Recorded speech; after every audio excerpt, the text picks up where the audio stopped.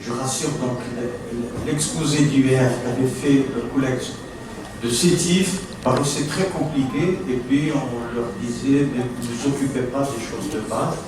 Ils nous ont montré, la même équipe, que en fait, que ce soit la cytogénétique, le cariotype, la fiche, la biologie moléculaire, et puis toutes les autres méthodes sont prises en charge par cette équipe.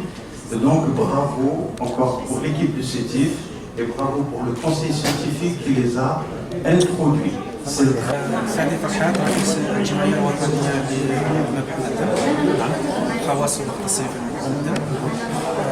قمنا بهذا المؤتمر الوطني اللي حضرنا فيه جميع المراكز الاستشفائية. تحدثنا على مرض وراثي له هو مرض الهيموفيليا.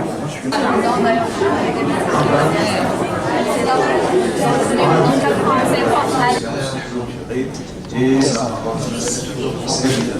je remercie tout le monde de la patience et le suivi de la discussion.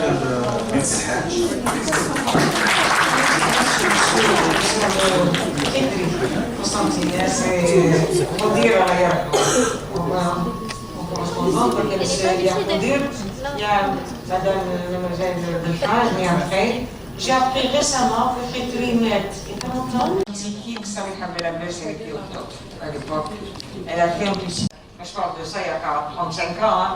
C'est clair, c'est pas du tout la même chose. Et bien sûr, Samiha Belabès, Samiha, je gagné l'homme. 4 mois après, M. Belabès est décédé. J'en viens. Alors on m'a dit, je viens, M. Benabazi, pourquoi je tiens à M. Benabazi? Il a été le premier président de la Société algérienne des bateaux de transfusion. C'est pour ça que je tiens à parler de M. Benabazi. Voilà, d'accord. En tant que service d'hématologie, que j'ai mis professeur Colonna, est le 74 en principe ou la 75. Et Mme Belhali, tout à l'heure, au cours du déjeuner, m'avait dit que le professeur Bakoudia était le premier chef de service à Plimsous. Donc il y avait 2 services finalement qui commençaient à s'ériger en Algérie pour la prise en charge de l'hématologie, qui ont commencé à ouvrir les portes de l'hémato. Ça a été le professeur Aguersif, en tant que pédiatre, et qui avait fait pour la première fois le diagnostic de leucémie aiguë sur un microscope. Ensuite est venu le professeur Kovic.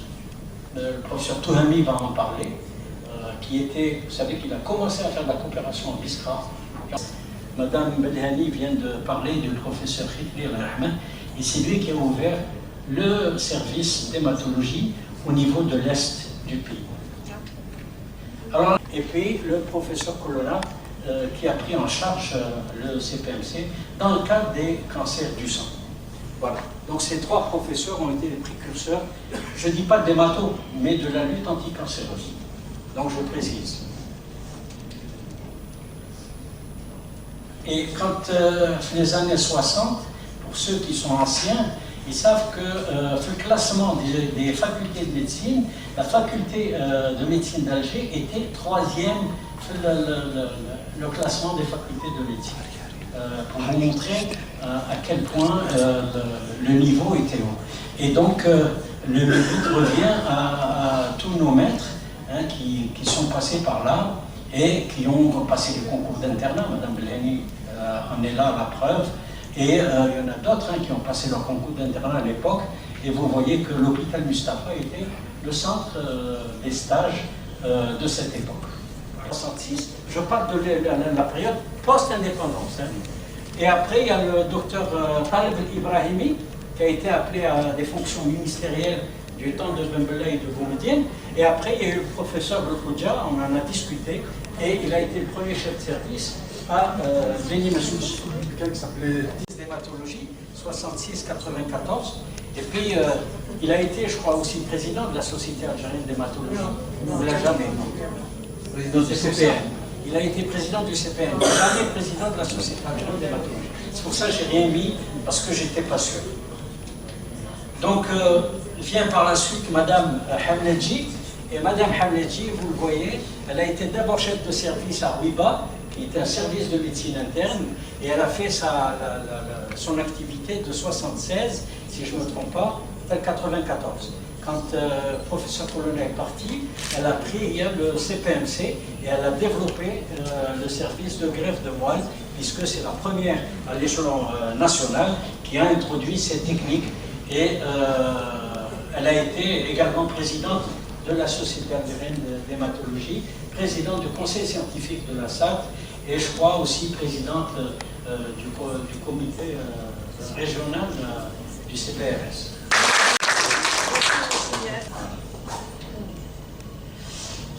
Et on passe maintenant avec la plus jeune d'entre eux à l'époque, c'est le professeur Blahani Meriem, que tout le monde aime, et on devrait l'applaudir parce qu'elle n'est pas... Parce qu'on a Madame Belhani, donc vous voyez, j'ai rien omis de ce que vous m'avez donné, puisque vous avez commencé déjà en 74, je crois, en tant qu'agrégé en hématologie, ou la maître assistante, et après vous avez été chef de service à partir des années 82. Voilà.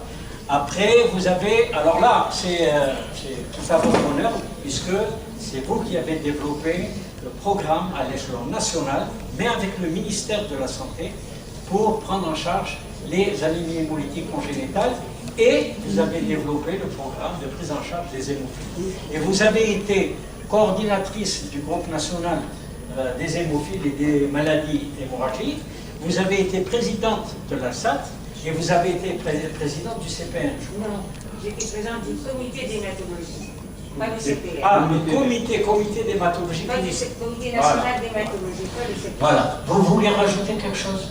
Okay. Merci beaucoup, il faut l'applaudir. J'ai pas mis la date d'obtention. Alors, à mon actif, je vais parler de la prise en charge thérapeutique des anémies hémolytiques, les maladies hémorragiques, et à ce moment, j'ai développé la transfusion sanguine antibiotique. Et ça, oui. La transfusion de santé militaire. Alors, Madame Arjon, vous voyez, a été chef de service d'abord du laboratoire d'hémobiologie à Bebloued, d'hématologie, pardon, à Bebloued. Madame Arjon a été, pour ceux qui ne le savent pas, la première femme promue à l'échelon du grade de général à l'échelle africaine en hématologie et chef de service à partir des années 86. Et puis, il a à son actif, bien sûr, il a fait beaucoup de biologie, et en particulier parce qu'il a travaillé sur les cultures cellulaires car les lymphocytes. Ça, il ne faut pas l'oublier, sur le ganglion. Ça a été l'objet de sa thèse. Puis par la suite, il est resté dans la biologie. C'est un grand amoureux de la biologie. Il est parti sur la cytogénétique dans le cadre d'un plan et un programme national de cytogénétique. Et il a développé la fiche. Et aujourd'hui, c'est un centre de référence à l'échelon national. Il a été... Pardon. L'oubli de l'introduction de la cytométrie. On parle de vital. Voilà. Donc il a été président du comité pédagogique régional, président du comité pédagogique national et coordinateur du groupe de travail sur les lymphomes de Hodgkin. Est-ce qu'il y a quelque chose à rajouter, Taïb? Parce que là, j'ai fait haka. Non, c'était juste pour la cytométrie, voilà. Parce que c'est un outil que nous utilisons depuis 2007, voilà. Jusqu'à aujourd'hui. Et bien entendu, à l'origine de la création du service greffe de moelle de mon greffe à Blida. Voilà. D'accord. Alors là aussi, le professeur Taïb est parmi nous et il faut lui faire une ovation.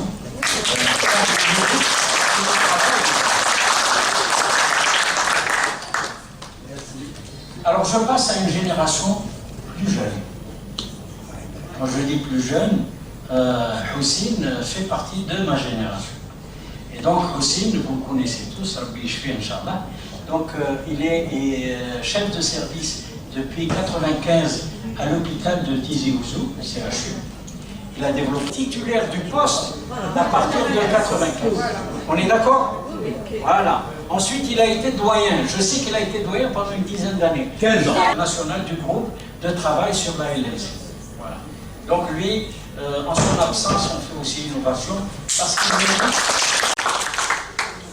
Voilà, donc après, bien sûr, par le professeur Kubic, le professeur Peter Kubic, le Hajj va le présenter. Voilà.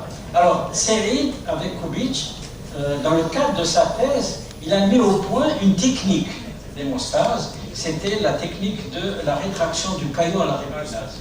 Donc ça a été une technique qui a révolutionné, puisqu'elle a pris naissance à Oran sur une équipe jeune à l'époque qui faisait de l'hémostase. Donc il a été professeur à la fac de médecine d'Oran. Je ne me rappelle pas de l'année, c'est pour ça que je n'ai pas mis les années. Et chef de service de 82 à 92. Alors maintenant, il y a le plus jeune qui arrive. Et c'est le professeur Touhemi. Et le professeur Touhemi, donc après des études, c'était à Rennes que tu étais. Lyon. Donc aussi, chef de service depuis 93, depuis le départ de série, jusqu'en 2020-2021. Le Hajj a été le fondateur, membre, il a été le fondateur du réseau Ouest des hémopathies malignes et en même temps de l'hémophilie. En fait, il a commencé par l'hémophilie, au Melbourne on a fait l'extension pour les hémopathies malignes. Il a été président du CPRS, il a été président du CPN et il a été président du conseil scientifique de l'ANDRS avec Madame Mantouri Lerham, qui était présidente de l'ANDRS. Voilà. Alors, je parle caractéristique de Hajj. Moi, quand je demande, quand je fais l'épidémiologie de quelque chose pour l'Ouest, je m'adresse à Hajj. Débrouillez-vous de me trouver. Et là, il me trouve. Oui. Il trouve, il déniche. Vous avez comme copain celui de Bachin. Il y a des calimètres, Talbi, c'est un Bachin. On n'en a pas parlé, hein. Talbi, alors j'avais tout. Hajj se chargeait d'aller dénicher tous les hématos qui étaient de l'Est. Ils partaient d'Oran, descendaient jusqu'à la frontière tout à fait en bas. C'est quel pays en tout à fait en bas? Un Tindouf. Ah bon? Voilà. Et donc, Hajj, c'est la caractéristique principale. Zahia a été chef de service à partir des années 92 et elle a été coordinatrice, elle est toujours coordinatrice du groupe de travail sur les LAL. La plus jeune d'entre les jeunes de l'Ouest, c'est Madame Mesli. Elle a la double casquette. Elle est chef de département de la fac de médecine de Tlemcen. Elle a été de 2006 à 2012 et elle est présidente actuellement du CPRS Ouest de l'hématologie. Et elle mérite aussi. Ahmed Ikri, natif de l'Ouest, puisqu'il est né à Mascara. Voilà. Et il a été le premier chef de service d'hématologie au niveau de l'Est algérien. Professeur Sidi Mansour est président du comité pédagogique régional de spécialité en 2006. Il a été directeur de recherche à l'Université de Constantine depuis 2007. Ça, c'est son CV qui m'a été envoyé. Vice-président du CPM d'hémato en 2013. Coordinateur du groupe de travail sur l'hémophilie et les maladies hémorragiques héréditaires, sous l'égide de la SAP, bien sûr. Membre fondateur de l'Association pour la protection des hémophiles de la Wilaya de Constantine depuis 1990 et membre fondateur de l'Association Philadelphia des patients atteints de LMC depuis 2013. Voilà. Et on lui fait une ovation. Le professeur Mohamed Malou, et il a été donc le premier à ouvrir le service d'hématologie du CHU de Annaba, et en même temps, bien avant. En 2000, et il est à Brest maintenant, ce chef de service, c'est ça? Et c'est Madame Mehanaoui qui est...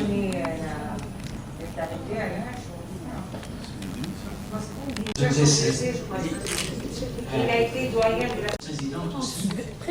Présidente du CPRS. C'est la présidente. D'accord.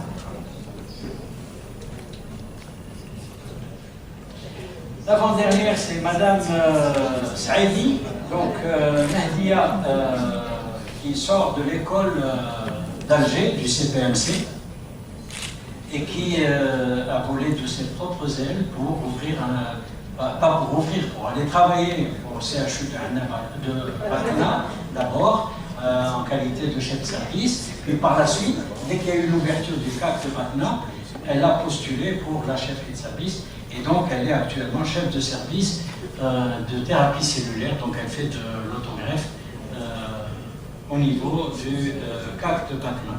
Elle est coordinatrice du groupe de travail sur le myélome, elle est vice-présidente, elle a été vice-présidente de la SAT et elle est vice-présidente actuellement de la société. Non, vous n'avez pas entendu. Actuellement, elle est présidente. Mais je dis, elle est présidente actuellement de Nordin Akhtari, qui lui a ouvert le service carrément, le service d'hématologie du CHU de Jaya. Et je n'ai rien sur son CV, est-ce qu'il a une activité particulière ou pas? Ça, je ne pourrais pas le savoir, peut-être Malais. Il était longtemps dans un service pédiatrique. Oui, ça, il était avec Madame Salman, et il s'occupait des enfants, à Sétif, oui. Il y a Madame Warlet, Ah oui. chef de service, c'est à Oui. Bakra. Oui, pas oublié. Et on ne peut qu'être fier du chemin parcouru par le travail de nos aînés qui ont essaimé tout au long de leur carrière l'hématologie. Ils en ont fait maintenant une très très grande spécialité avec des résultats qui sont vraiment très probants, hein, même à l'échelon régional et international. Et moi je suis très content quand je vois la carte nationale du pays et surtout quand on la met dans un congrès maghrébin. On voit les Marocains avec 3 ou 4 services et les Tunisiens avec 5 ou 6 services. Et quand on fait des enquêtes épidémiologiques, c'est une région qui peut faire les 2 pays en même temps. Les médecins spécialistes libéraux de nous avoir réunis, de nous avoir donné cette occasion. Et le fait d'honorer, et merci de nous donner l'occasion de parler de notre maître à l'Ouest. Alors, comme le montre la plaque, il est arrivé au CHU, installé en mars 1975, et il a travaillé jusqu'à septembre 1991, donc pendant 16 ans. Toute une vie. Il est décédé donc le 6 octobre. Voilà une photo. Il y a, ça c'est la fiche de renseignement prise au niveau de l'université qui montre son installation. Et d'où j'ai pris, installé le 14-3-75 et départ le 2-9-91. Et il a mis au point un agrégomètre à la Dévoisière. Et là, avec son ami Kronberg de Malmö suédois, ils étaient tous les 3